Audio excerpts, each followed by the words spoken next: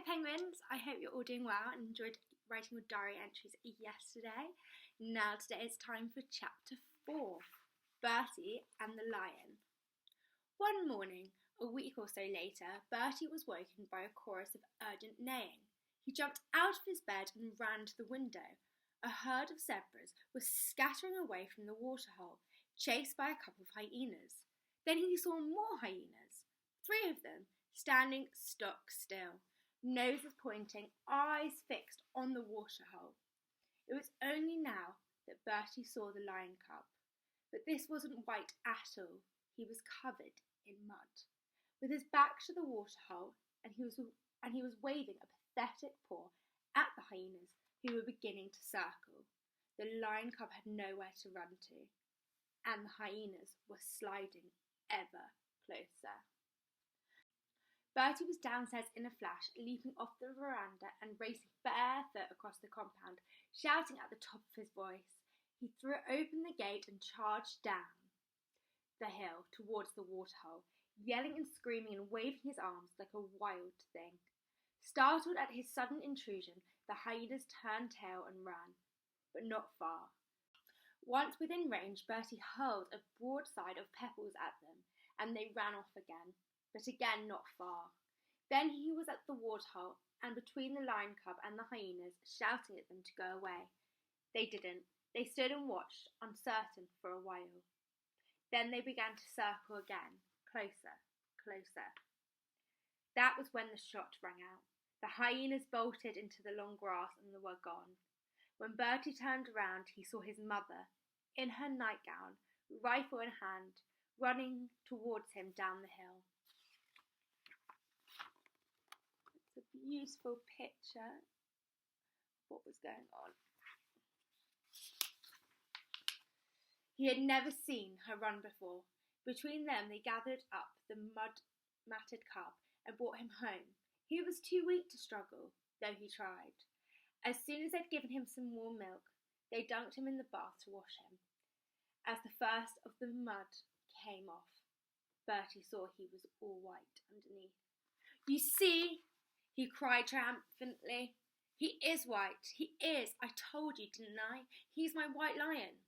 His mother still could not bring herself to believe it. 5 baths later, she had to. They sat him down by the stove in a washing basket and fed him again, all the milk he could drink, and he drank the lot. Then he lay down and slept. He was still asleep when Bertie's father got back at lunchtime. They told him how it happened. "Please, father, I want to keep him," Bertie said. "And so do I," said his mother. "We both do." And she spoke as Bertie had never heard her speak before, her voice strong, determined. Bertie's father didn't seem to know quite how to reply. He just said, "We'll talk about this later," and then he walked out. They did talk about it later when Bertie was supposed to be in bed. He wasn't, though. He heard them arguing. He was outside the sitting room door, watching, listening. His father was pacing up and down. "He'll grow up, you know," he was saying. "You can't keep a grown lion, you know that." "And you know we can't just throw him to the hyenas," replied his mother. "He needs us, and maybe we need him. He'll be someone for Bertie to play with for a while." And then she added sadly, "After all, it's not like he's going to have any brothers and sisters, is it?" At this, Bertie's father went over to her and kissed her gently on the forehead. It was the only time Bertie had ever seen him kiss her. "All right, then," he said. "All right, you can keep your lion." So the white lion cub came to live amongst them in the farmhouse. He slept at the end of Bertie's bed.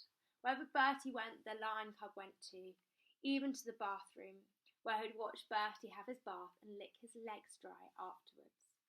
They were never apart. It was Bertie who saw to feeding, milk 4 times a day from one of his father's beer bottles, until later on when the lion cub lapped from a soup bowl. There was impeller meat whenever he wanted it, and as he grew, and he grew fast, he wanted more and more of it. For the first time in his life, Bertie was totally happy. The lion cub was all the brothers and sisters he could ever want, all the friends he could ever need. The 2 of them would sit side by side on the sofa out on the veranda and watched the red sun go down over Africa, and Bertie would read him Peter and the Wolf. And at the end, he would always promise him that he would never let him go off to the zoo and live behind bars like the wolf in the story.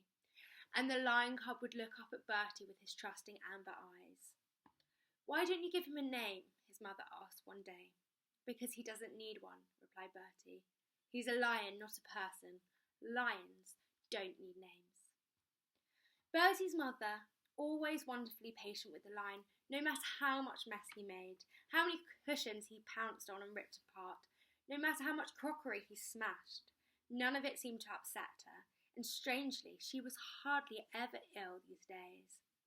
There was a spring to her step, and her laughter pealed around the house. His father was less happy about it. "Lions," he'd mutter, "should not live in houses.